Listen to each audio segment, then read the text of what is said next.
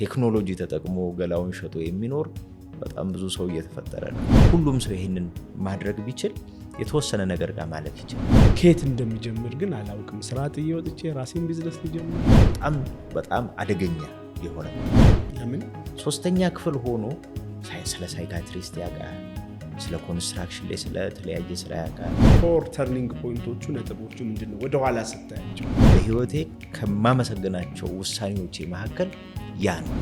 ገቢ የሚያመጣበትን መጠን እንዴት ማተለቅ ይችላል? እኔ 500,000 ተከታይ ያለኝ ማለት ኢንፍሉዌንሰር ነኝ ማለት አይደለም። የኔ ተከታይ ቁጥር የመጣው በስድቤ ሊሆን ይችላል። አንተ ምሳሌ ጋር ያገናኘት ብዙ ቀጣሪዎች ብቁ ሰው አጣሁ ይላል። ብዙ ምሩቃን ስራ ተቸገርኩ ይላል።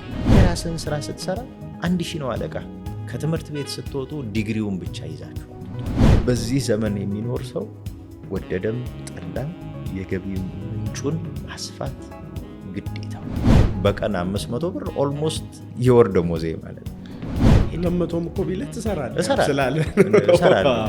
ዓለም ነገ ላይ የምትቀየረው በፋሚሊ ቢዝነስ ነው።